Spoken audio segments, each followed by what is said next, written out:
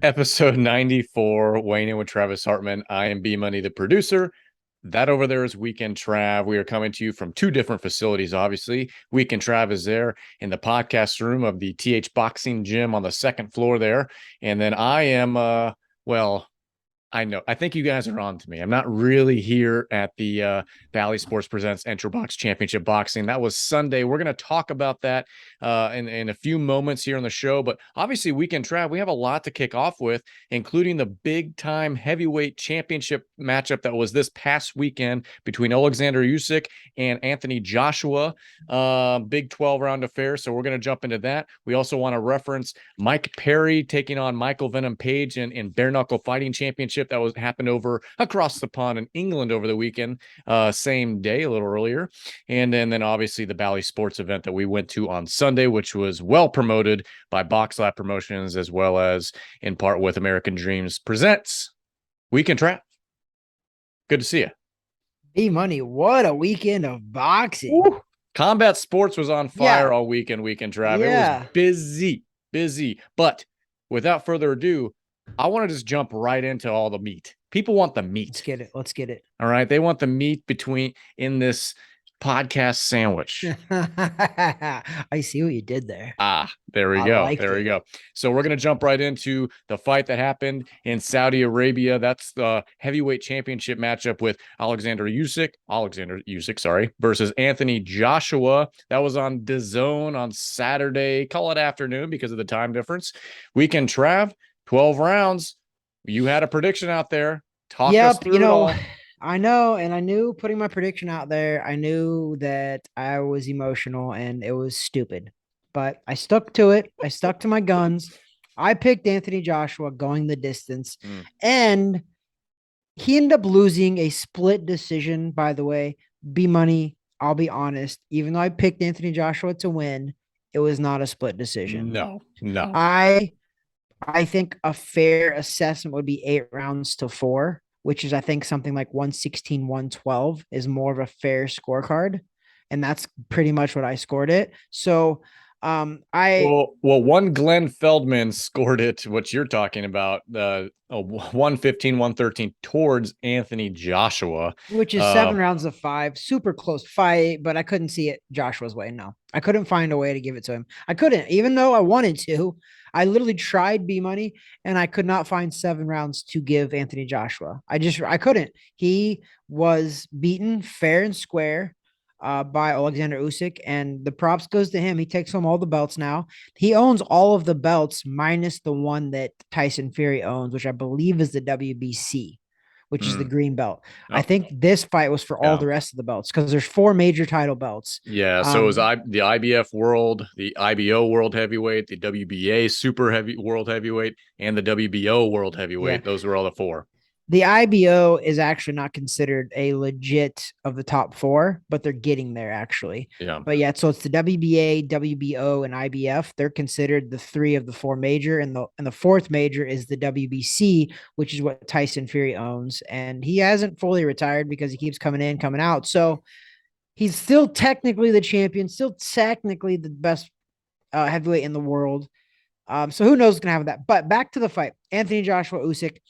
I picked it wrong. B Money picked Usyk again. This is my second time in a row picking this fight wrong, by the way, because the first fight I also chose Joshua. You chose Usyk, and what did I do? I doubled down on my stupidity and I picked Joshua again.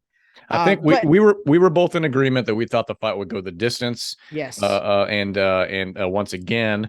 And so even on my gambling habits, I kind of bet on the fight, basically taking the over 10.5 rounds, but also because I hedge myself, I'm a chicken bettor, I'm a chicken gambler. And I actually took both guys winning by decision just to hedge myself, knowing I would walk away winning something or some earnings if the fight went the distance. So, and it did. So that worked out pretty good for me. You did good. Sorry for moving around. I keep getting little things that say my microphone's doing something weird, but no, I can hear you. Yeah, it was, you know what, like I said, here's the deal. They Eddie Hearn with Matchroom Boxing and DAZN Yep. they've built up Anthony Joshua properly. He was a proper cash cow, good looking, very commercial. He could fight. It's not that he can't fight, but I think I fell into the mix. What I always preach about, I bought into the hype. I did. I think Anthony Joshua is a good heavyweight. I just don't think he's a great heavyweight. And that's what we thought he was going to be. And I thought he had all the attributes, but I think after this fight, I think mentally he broke because after this fight and he lost again, this is his rematch and he lost the rematch. He had a little bit of a meltdown inside the Oh ring, yeah, a yeah, little yeah. bit after the fight. So I think that what happened was, and this is, I try to preach this to the young up and comers too, don't believe all of the hype. In the same token, don't believe all of the haters. But if you can get an even kill person like that, they're going to win a lot. And I think what happened was Anthony Joshua ended up falling into the believing the hype, believing that he was this great, massive, the best of all time. But I never thought he was the best anyway. I always thought Tyson Fury could easily beat him from the get go. And honestly, we talked about this off air. I would love to see a Deontay Wilder versus Anthony Joshua fight. Sure, sure. That Now would be a phenomenal fight. take our listeners and watchers, depending on if you're watching this on YouTube or on Rumble, or if you're listening to us on Spotify or iHeartRadio or Amazon, and wherever, we're all over the place with that. For our subscribers, our listeners, our watchers, Weekend Trav, kind of give us a little comparison here between the first time they matched up with one another and then what you saw this time. Any improvements from Anthony Joshua? Anything that Usyk, should have worked on better? What did you see between the two, between the first fight and then this fight? Early on, I thought Anthony Joshua came out and fought so much better. The first 2 rounds, I gave Anthony Joshua the first 2 rounds. I thought he came out with a little bit different game plan, was trying to be the bigger man, was being busier, was letting his hands go. And I attribute a lot of that to Robert Garcia, who he hired for this specific fight. Robert Mm-hmm. Garcia is a very, very good X's and O's type of coach. He can break down a lot of stuff. He sees a lot of good things and can do a lot of good stuff mentally as well. But what I saw after the first couple of rounds was Usyk doing what he always does. And when he was just taking in data, I feel like, and then he just did the exact same thing essentially that he did the first fight. He figured out Anthony Joshua. He started using his angles, started pot shotting him, and just started being Usyk, which is very good fighter, technically very sound, has a good jab, has good angles, has good movement in and out in circles, and he just confused Anthony Joshua. What really happened was just the fact was the skill level, it turned out to be glaringly obvious that Usyk was massively better skilled than Joshua. We Yeah, saw that in the first fight too, yeah. but we all maybe just thought that could have been a one-off. But Usyk came out and Usyk fought like Usyk. I thought it was a good thing that Usyk didn't end up coming in a lot heavier than we thought. We thought he was going to put on a bunch of weight, right? And he came Mm-hmm. in about even. I think he came in the exact same It's weight. And almost the Anthony same. Joshua, I think yeah, 121 and a half versus last fight was 121 and a quarter. So not yeah. much So difference. 221 and a quarter. But Oh, yeah, sorry. so 221. Yep. yeah, and actually Anthony Joshua came in heavier, which I thought was a little weird because I Yeah. figured Four he'd want pounds to be. heavier. But I said it in the beginning, I thought that if he fought a big man's fight and kept pushing Usyk back with the bigger, heavier punches, hold him, punch him, hold him, move, I thought he would win. So maybe the bigger weight was what he was trying to do. But the point I'm trying to make is halfway through that fight, his game plan broke down, and Anthony Joshua went back to being Anthony Joshua and got outskilled, was making just silly mistakes. And he actually, to me, he fought like an insecure fighter. I Yeah. don't think there's a lot of confidence in that man right now, and even worse now that he lost. I think after the first 2 rounds and then the fight pretty much flipped back in Usyk's favor, that's where the confidence probably went. And then on top of that, Weekend Trav, I believe it was round 8, I think it Yep, was, it where was. Anthony Joshua started really finding the body and thinking, this might be the way this fight finishes now. He was hurting. He was hurting Usyk. Yeah, And then all of a sudden, what ends up happening come round 9? Anthony Joshua's gassed because his big body, his big yep, muscular frame yep, was exhausted. I yep, think, and to the game plan, I believe, of the other corner. yep. We want to be in a 12-round slugfest with this guy and him get exhausted, us win the rounds out, and that's that. Boom, boom, boom. And that's exactly the way it went. And that's been the knock on Anthony Joshua for a while. Tyson Fury said it a long time ago. He goes, he's a bodybuilder. He goes, Yeah. he looks like a bodybuilder. He doesn't have punches and he doesn't have the stamina to keep up in this heavyweight division. Yeah. To his credit, though, he did beat a very good Vladimir Klitschko, Anthony Joshua did, which is what kind of confused us all and thought Anthony Joshua might be something amazing because Vladimir Klitschko was amazing. And that's, in my opinion, that's Anthony Joshua's biggest win, was against Vladimir Klitschko. He had good wins after that, no doubt. But his greatest win on his resume right now, and I think it's going to go down that way because I don't think he comes back and beats any of these top guys, is going to be Vladimir Klitschko. But in retrospect, Vladimir Klitschko retired right after that fight as well. Could have been his, final whatever, hoorah. But the fact is, it sucks to say because Anthony Joshua really does seem like a good guy. He does. He seems like a good guy. You don't ever see him really doing bad stuff. I think he's a good guy. But if you want my professional boxing opinion, he is not the best heavyweight in the world. He might be top 5 right now, but I think he's going to have to beat a guy like a Deontay Wilder or John Ruiz or Luis Ortiz or one of those guys. Andy Ruiz. Yeah, Andy. I said John Ruiz again. Yep, it's Andy Ruiz. And John Ruiz is an old heavyweight actually, but he is a former heavyweight champion. Maybe it'll help him to beat him too. So before we get to beat one of those, before we get to next steps for these guys, let's talk a little bit about what we saw as the meltdown in the ring. Right. So after the fight was over, you had the typical show of respect between the two guys. They had just been basically through 24 rounds together, and you saw them both drop on knees, and it was a good moment, and it was a very respectful moment. And then just something happened weekend, Trav, and I don't know what. I don't know if you know what either. And then all of a sudden, just something flipped a switch within Anthony Joshua's head to where he stormed into the corner. He held on to 2 of the belts, threw him down onto the canvas. He's walking away. His corner's trying to, pull him back. He's shouting a lot. It was just a weird exchange at that point. Do we know what exactly happened there weekend, Trav? No, and I don't think we probably ever will know exactly because here's the deal. As a professional boxer myself, I know, and I've never been on a stage like that. Okay. So I'm not trying to compare like I've been there where Anthony Joshua's been because he's had a lot of pressure on him. He's had a lot of fans behind him. He's had a lot of buildup. He's been in one of the most important heavyweight fights, of this era, probably fighting Usyk. So what I'm getting at is I know as a fighter, as soon as I'm done fighting, I'm actually, to be 100% honest, I've said this before and I'll say it again. I'm actually not a huge fan of interviews inside the boxing ring because, especially heavyweights, they just got their bell rung, man. He just went 12 rounds. Even though he didn't get knocked out, he was getting pummeled into the head. Okay. Your brain and emotions are running wild. You're not thinking straight. No. I've been there. I won a fight. I did a 4-round fight and I won this fight. For whatever reason, I got super emotional after the fight inside the ring, took my mouthpiece, threw it out in the crowd for no reason. I just kind of flipped too, not to the level that Anthony Joshua did, because my dad obviously was there and cooled me off. I was like, hey, what are you doing, dude? Shut up. And I was like, yeah, you're right. I don't know why I'm being emotional. My point is, there's a lot of high emotions running. And I think what we did was we saw a very, very real and human experience emotionally with Anthony Joshua in that ring.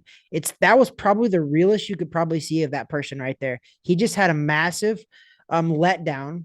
He lost a rematch that he thought he was probably going to win and become the heavyweight champion of the world again. So all of that just come tumbling down. And I think now, in his own mind, B-Money, he's got to accept the fact that maybe I'm not the best heavyweight in the world like I thought I was. Right. Because everybody thinks Tyson Fury is the best heavyweight. So when Usyk beat him twice, he's really thinking like, oh my gosh, like I think the realization hit him inside that ring after the emotions calmed down from him showing sportsmanship. To be fair, I think he showed sportsmanship through it all. I think the meltdown was more self-inflicted and it was more towards his own self. I didn't really see him get aggressive or anything. It was no. It was right? weird. It was just and him and Usyk also had like a weird exchange too, where they finally were able to put some words to the mic. Him. I mean, I get it. That's an emotional deal.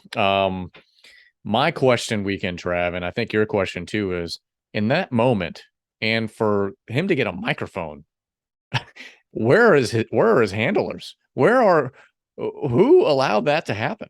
It's a journalist's dream to get an interview inside that ring, though, because they will get some crazy stuff that people will Oh talk yeah. about for ages. So they will be putting that microphone in their face forever. But you need a coach, an agent, a manager, a promoter, somebody to grab you and pull you back. When you're as big of a figure as Anthony Joshua is, I think his handlers, Eddie Hearn, Eddie I think they Hearn kind should of have let him down. Eddie Hearn should have cut the power in the stadium at that point. The guy's still Incredible. marketable, so that's Yeah. why you can't completely let him trash himself. He had a legit Right. on air, on stage meltdown, and they just Well, let him off to dry. Well, Weekend Trav, it's been talked about at this point in the media quite a bit. This fight was Saturday. Obviously, this episode drops on a Wednesday, so everyone's had enough time to digest that. But what we want to talk about briefly here, and then we'll move on to next topic, is next steps. Then let's start with Anthony Joshua. I think it's pretty obvious what we want to see with the other guy, but Anthony Joshua, what do you think next step is here? Man, you know what? I honestly, I wouldn't be surprised if this guy goes back and really, really contemplates his entire career, because he's got a ton of money. He does. He made a ton of money already. I think he's realizing that he switched coaches even. This is the thing. When these fighters start getting insecure, they fire their coach and they go to something new because they think it's going to help them a ton. It's not. You are who you are right now. A coach can help with a game plan, but in this fight, as you watched it, halfway through, Anthony Joshua reverted back to all of his old antics and all of his old tactics and went away from the game plan. So I don't know. If you're Anthony Joshua, to be honest, I think you take a massive break. I mean, talking 6 to 12 months. And then think about it and think about what you want. Think about if this is really worth it. And think about your family. You want to raise family. You want to be all this. Like, think about all of that, because I'm telling you, he's probably got hundreds of millions of dollars. You got to start weighing your priorities now. You had a great career. He did. He was a heavyweight champion of the world. No shame in that. Right.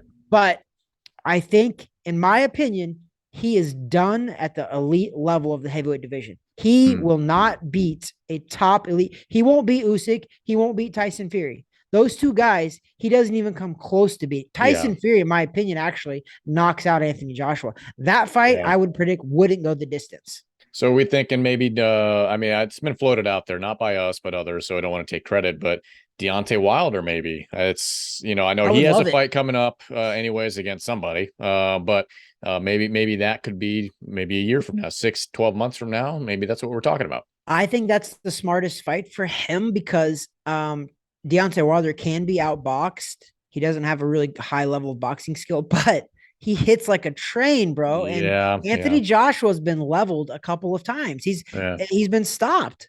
Andy Rez stopped him, but I've also seen him on the canvas multiple other times. Klitschko had him down too. So he's been on the canvas. He's been rocked. And the one thing that you can say about Deontay Wilder is this guy can flat out punch, period. He put Tyson Fury down and almost out and almost in a grave. You know what I mean? The guy rose from the grave. So that's a tough fight. I would like to see him maybe touch on a Luis Ortiz, possibly, who's an older, more faded guy. Who also has a victory there, who has a fight as well. Possibly going after Deontay Wilder. If he wants to really cash out, I think he should fight Deontay Wilder. Yeah. And that would be his cash out. He's going to make a ton of money off of that fight. Yeah. Because I'll pay to see that. That'd get a lot of buys, I think. And I think right off into the sunset. Yeah. So you mentioned a name here, and maybe this would be for Alexander Usyk.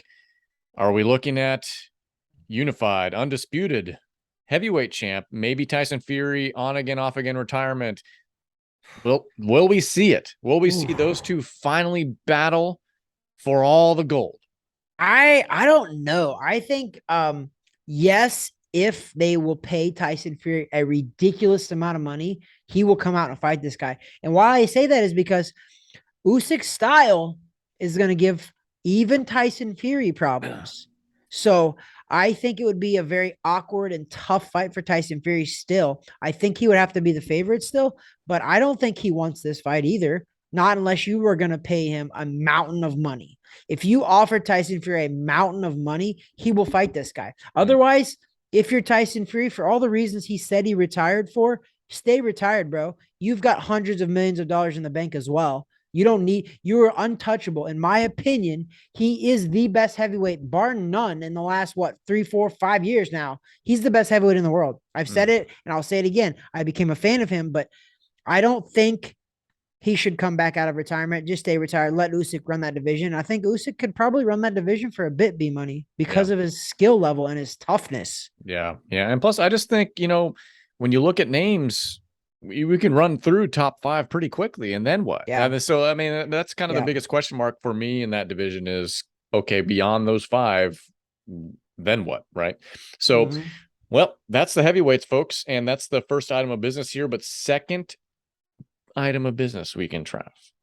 And I would be remiss if I did not mention that we didn't give enough love to this leading up to it. However, we did have a friend of ours, Mike Perry, Platinum Mike Perry, taking on Michael Venom Page, MVP, Bareknuckle Fighting Championship. That was out in England as well on that Saturday, just a few days ago for us. And that was a war. I mean, which is what you would expect when you watch Mike Perry fight. You're going to get a war. You're going to get a battle. You're going to get the blood. You're going to get what you paid for, Weekend Trav. Yep. Walk us through this. It ended up being a 6-round affair. Went to overtime, basically. Yep. Wow. Insane. B Money. I will tell this to Mike, and Mike kind of knows this. I think this was the first live bare knuckle boxing championship fight I watched. I've watched his other fights, but they were on replay. So I'll admit I didn't watch them live. This one I watched live on the Bare Knuckle app. I even subscribed just for Mike because I know this guy. He is a modern day gladiator.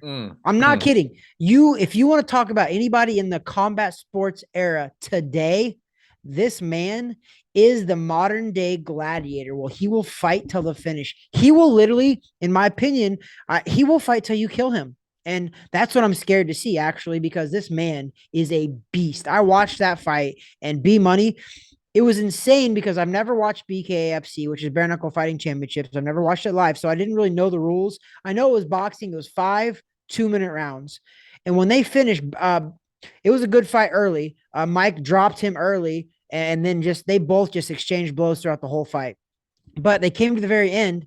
The bell rang for the final round. They go to their corners. They're, wiping off. They're cleaning off.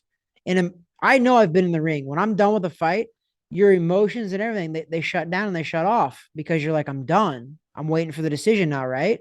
They're waiting for the decision, and it comes back. This fight has been ruled a draw, and per bare knuckle fighting rules, we fight another round. And I was like, my jaw dropped because I was like, holy crap. I don't know how I would have handled that as a fighter myself. I don't know. I mean, like, I know if I was in the ring, I would figure it out because that's what we do. But holy crap. That when he came out for that last round, dude, he went for broke. He just went for broke. And I mean, that's what I'm telling you. You have to kill Mike Perry. That's what happens. He will go out on a shield in any fight, right? And great guy. Love the guy to death. But he is an animal in there, and I love it. And this BKFC is so suited for him. And you know what, BKFC? You have a cash cow there. You have your draw. That's the guy. You want him on the mic. You want him leading up with the promo. You want him in the ring there because he's going to perform. And he's going to give everyone a show that's tuning in, whether it's pay-per-view, whether it's live. Mike Perry is the showstopper of BKFC. Mike, you're exactly right. Mike Perry is the cash cow of bare knuckle fighting. Pay this motherfucking man because he deserves it. He puts his life on the line. His face was beat up. He was marred with blood. He was everything in this arena. Now, that dude put it out on the line. Pay this man. And also, I'm going to put one out there. I'm going to go one better. He called out Jake Paul in his post-fight interview. Fight the man, Jake Paul. Never happened. Fight the man. Fighting Jake Paul. I'm calling Jake Paul to fight Mike Perry. Why not? Because I know I'll tell you why. I think has sparred with Jake Paul in boxing. Fight the man. That's a big fight. I'll tell you why, and you can quote B Money on this. Jake Paul is scared of Mike Perry. Bro, I'm scared of Mike Perry. Yeah, I've been minimally hit by Mike Perry before. It's not fun. It's not good. The boogeyman is afraid of Mike Perry. Okay? he did like some basic spar drills with us, right? And he was not going full on. I know this very well, but he caught me in the liver, and I've only been dropped like twice. I dropped. I couldn't. I'm like that. This is it. I'm done. I'm done. I'm done. That did not feel good. That did not feel good at all. But yes, Jake Paul is scared of Mike Perry. That's why we'll never see it happen. Mike Perry is so mean that he makes medicine sick. Ooh, Mike geez. Perry he's so fast that he can turn the lights off and be in bed before it gets dark. Mike Perry is the modern day Muhammad Ali / Arturo Gatti all rolled into one. Oh, okay, okay. So that's some love right there. So, anyways, so congratulations to you, Mike, on that victory over MVP out there in England. And you know what, BKFC, keep this guy happy because he Take is care of going him, to bro. sell things out for you, and he's gonna. I mean, the pay-per-view buys have got to be solid with him on the main event. He's main event there. He Okay, he got should a not be anything else there. he got a traditional hardcore boxing fan to subscribe and pay the monthly charge of Bareknuckle Fighting Championships app. There You you go. got that, Mike. I subscribe, bro. There you go. So that's Because of you, BKFC. second order business. That was it. Third and lastly, weekend Trav, we want to highlight the event we went to on Sunday evening at the Caribe Royale here in Orlando, Florida, which we've gone to a few shows out there at this point in the On year. Bally Sports Yep. Live. Bally Sports presents Entrebox Championship Boxing. I always think I say that wrong. Is it Entrebox? It's Entrebox, right? Entrebox Championship Boxing, which was presented by BoxLab Promotions and American Dream Presents there at the Caribe Royale in Orlando, Florida this past Sunday. Weekend Trav. Overall, solid event. We before we get into the fights, Very. I think just from a promotion standpoint, it was done really well. Oh, yeah. The usability of the kind of like the logistics and everything was pretty solid for us. We were front row on couches. We'll talk about that in a second. But overall, I would think top to bottom, the card itself was very enjoyable. I think the fights were entertaining, and Yep. just the scene, the setting, everything for me was a good show. It's a good Yep. show to be a part of, and we were happy to be there. Weekend Trav, thoughts on the event itself and the fights as well. It was very well put together. I know that when we got there, they had messed our seats up, and the promoter, I believe it was Eric with BoxLab Promotions. Thank you, brother. He took care of us without a hesitant at all. He was like, "Yep, you're right. I got you. Take care of you." He came right over, took care of us. So I have to give a shout out for that because we come every one of those shows where they've had in the last year we've came to, and we buy the best seats in the house, and because we appreciate good boxing and we support local boxing for sure. Absolutely. But top to bottom, you're right. We went to the last show, which was last month, on the last show that BoxLab Promotions promoted, which was a very good show. But this show was up another notch from that. Yeah. The level of competition and just the overall entertainment value and the feel of the entire show on Saturday or on Sunday was a lot better. It just genuinely was from top to bottom. I felt a lot better vibe. It was more of a showtime experience. Entertainment value was up there, and we got to see a couple of our local friends extend their records as well. Yeah, so we're So, talking Giovanni Estella, who won his fight by 6 round decision, as well as yep. Adrian Pinero, who won eighth. I don't know what round it was. I think it was second round TKO. And so he moves on to 9-0, and Giovanni moves on to 9-0 as well. But also we had Derek Diesel Jackson, who's an Orlando product but trains out in Las Vegas, and he had a nice knockout victory as well there. He's got bad intentions, bro. When I Oh was yeah, watching him, he was coming and he was coming. Like yeah, this guy was, he was like, I don't know if Derek Diesel Jackson even needed a jab, to be fair. I know he's got one, but I don't think he needed one because he was coming at you and you were either getting knocked out or you were quitting. yeah. We Regardless, had he was we had coming. a little our Vantage Point video. We put that on the socials. Weighing in with Travis Hartman, all one word, on Instagram, or you can find us on Facebook as well. But that was pretty sweet. He poured it on, and that fight was over. I don't want to steal your thunder, weekend travel. What else did you see out of the card itself? Yeah, it was good. I mean, we got to see a pro debut of a top superstar Cuban fighter who his name was Kevin Brown. He fought a former world champion in his pro debut.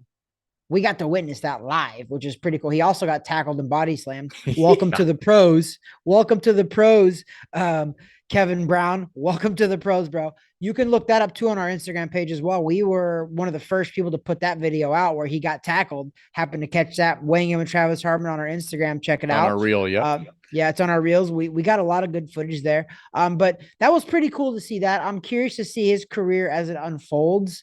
I mean, when you make your pro debut against a former world champion, and he stopped him in the first or second round, I believe. I can't even remember what it was. It was early. It was second round. It was second round. Yeah. You know, we can travel. I don't know a lot about Kevin Brown, but something tells me he probably had a pretty solid amateur background because, I mean, he looked like a veteran in there. I mean, he looked solid. He's from Cuba. So Cuba, they are already pros. They're fighting for a living already over there. So those guys are already super talented. I don't know what his official amateur record was, but most of the time, BoxRec's telling me 68-23, which doesn't sound quite certain, but yeah, that BoxRec is off. I think they have me as an amateur career as like 2-7, and I had 170 amateur fights. So the BoxRec on the amateur side, they're a little off. Yeah. I bet Kevin Brown honestly probably had closer to 300 amateur fights. He is sharp. I mean, he was sharp. He looked it. Like he looked like a good it type fighter. So it's so congratulations to him. We also had a Mayweather Promotions product, technically from Arizona, but obviously trains with Mayweather's group, more than likely out of Vegas. We were able to chat with him briefly and do that whole song and dance. And that was one Dorian Mark-Con Jr., who now moves to 2-0. He had a nice knockout victory over a guy making a debut himself, David Allen Morgan. But first round TKO on that one. 19 years old. The kid's got age on his side, 2-0. Obviously, he's with he looked good. He looked good in there. Top promoter with a Floyd Mayweather. So keep honing in your talent, keep fighting your butt off. But I would say overall, honestly, it was a pretty solid card. We actually, the two guys we wanted to watch ended up going on at the very end of the night because of TV. But guess what, B Money? We're fans and we stayed till the very end. And I'm glad we did, because Giovanni Estella really impressed me again. And I've said this before, and I'm going to continue to say this.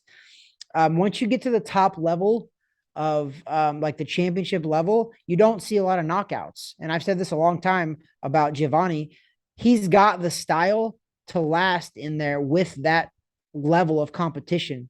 Maybe he's not knocking these guys out now, but it doesn't matter, because once you get to that elite level, most championship caliber fights, you don't see too many knockouts, especially he's campaigning as a welterweight. You just don't. So what you need is that very good boxing ability. And that's what Giovanni has. And he's got that on his side. I think he's got his upside, I think, is massive. Yeah. Because of his boxing ability. He was going against a very, very durable Mexican fighter. I mean, that was extremely durable.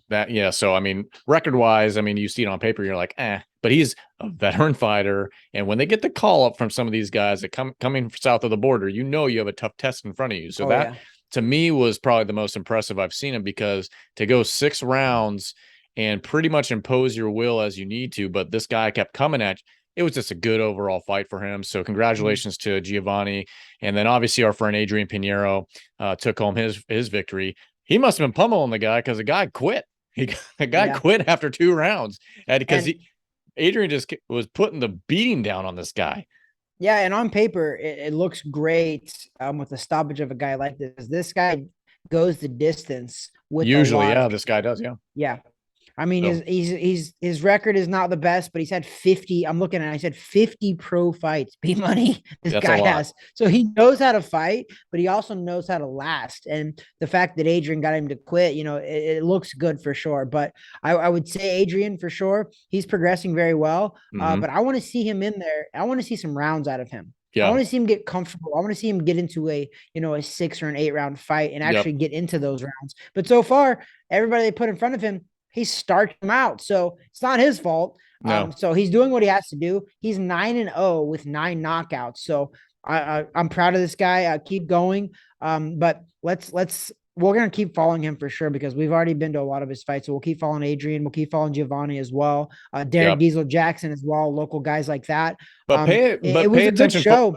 At home, pay attention to this young kid, this Dorian Khan Jr. Pay attention to this kid. I'm telling you, Weekend Trav, he looks the part. He looked good in there, and seemingly humble. I mean, from our interactions with him, but he Yeah. looked pretty crisp. So pay attention Yeah. to this kid, folks, as he's coming up as well. I think a super featherweight at this point, but he looked very, very much the part and the talent. The only other thing we can try to want to say is more or less from the main event. Ken Sims Jr. won the WBA Intercontinental Super Light title. So just congratulations to him over Christian Mino.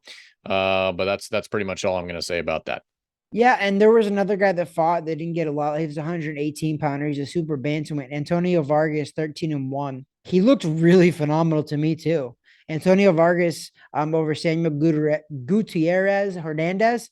Antonio Vargas looked good. He got a Oh yeah. TKO in the 5th round. He looked phenomenal to me. It's a weight class that doesn't get a lot of love because it's 118 pounds, but he looked phenomenal to me. He was on point. His punching was good. His speed was good. His distance was good. His reaction, his reflexes were very good. So I was he was kind of like a little dark horse for me in that fight night because I So wasn't really expecting to see much. He came out and I was like, I enjoyed it. So, all this to be said, ladies and gentlemen, if you're still listening to us, if you're still watching us, as we've said many times on this show, to support local combat sports, especially if shows are promoted as well as this one was by BoxLab Promotions, American Dream Presents, the fact that it was on Bally Sports, the Entrebox Championship, it was well done. Go support local shows, local promotions, because you're going to get quality, and it showed for us. We had a great evening of some exciting fights, entertaining fights. Had a great evening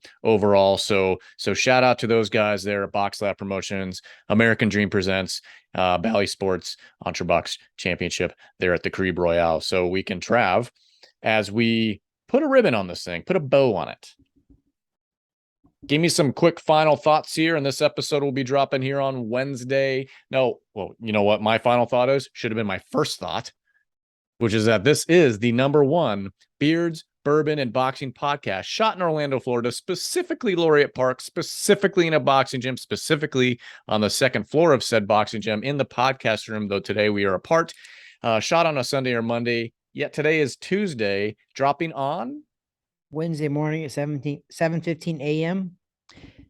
in in the the world. world. In the world. So we can try final thoughts.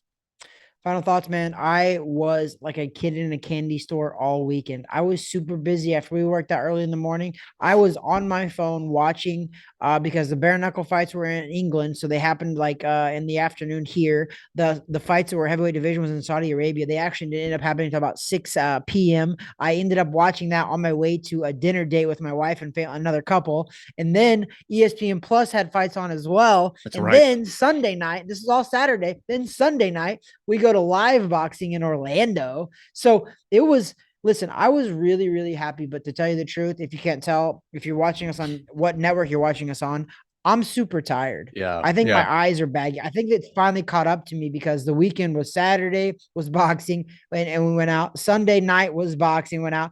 I didn't sleep very good on Sunday night or last night. So I'm really feeling it today. But I'm so glad that we got this out there because I really want to thank the local boxing BoxLab Promotions.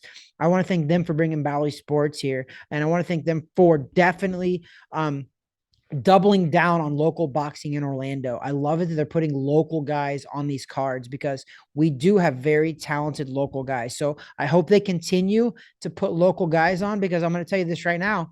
And I hope they're listening is once you guys stop putting these local guys on, I'm going to probably be more reserved to go. I like to see top fights. Yeah. If there's no talent around here, I get it, but Yeah. there is talent around here. So I hope you guys continue to put local top fighters on that card and bring in obviously the big time fighters too. But I think one of these local fighters like a Giovanni or an Adrian, I think they have the capabilities to headline one of these shows one day here in Orlando. And I hope that that's the mission of BoxLab Promotions. So I look forward to it and they've treated us well. I'm glad that we went and we'll continue to go. And we'll be honest with the shows so far, our honest opinion, they were good shows. Yeah. Yeah. So overall, Weekend Trav, I do not have any final thoughts because I'm like you. I'm pretty exhausted. And we got to edit this thing. We got to chop it up. We got to put it out there on Wednesday at 7:15 a.m. And once again, thank you to any of our subscribers, our followers. If you're not yet subscribed, please do so below. If you're following on YouTube or you're watching on YouTube or Rumble, if you're listening to us on Spotify or any other audio source where you get your audio podcasts, please hit the subscribe or follow buttons. And on YouTube, hit the little bell icon so you're notified every time we drop new content, because we will give you fight predictions. We'll give you things going on during the week as well. Anywho, Weekend Trav, it's always a pleasure. And I'm going to go ahead and wrap this thing up and say that over there is Weekend Trav. That there is B Money, aka producer, aka the man, the myth, the legend, Coach B Money. God bless y'all. God bless.